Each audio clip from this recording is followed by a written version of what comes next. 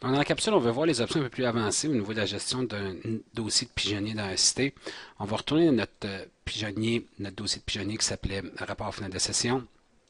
Puis, on va aller modifier comme tel le dossier. Donc, ici, toutes nos informations de base sont disponibles.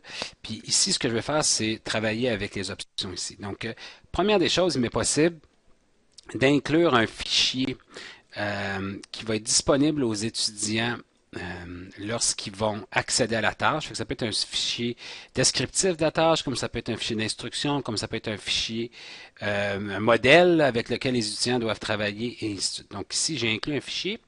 Puis ici, j'ai des possibilités de définir des paramètres au niveau du dépôt.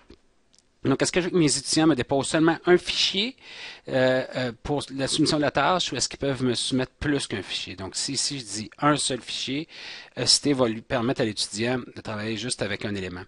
Puis, au niveau des soumissions, chaque dépôt est considéré comme étant une soumission.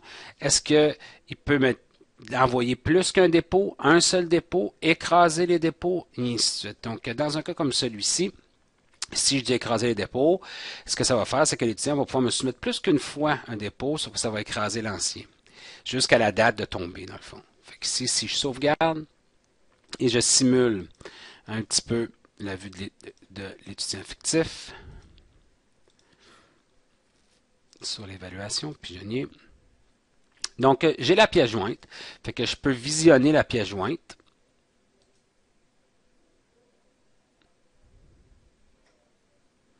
Qui dans ce cas-ci n'est pas grand-chose.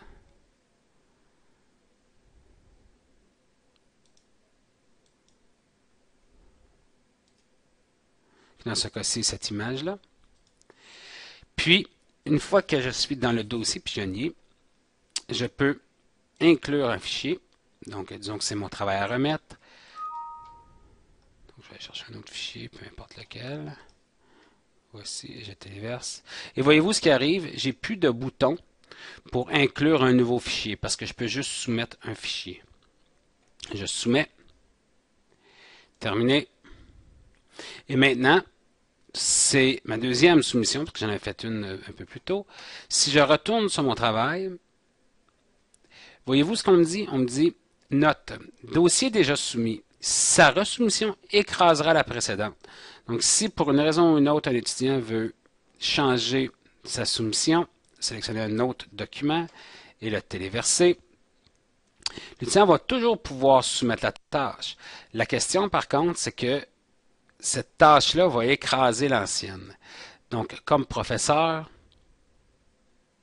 si je vais dans mon pigeonnier, je regarde, j'ai juste un fichier qui m'a été remis qui est la dernière version du pigeonnier. Je n'ai pas une historique des dépôts.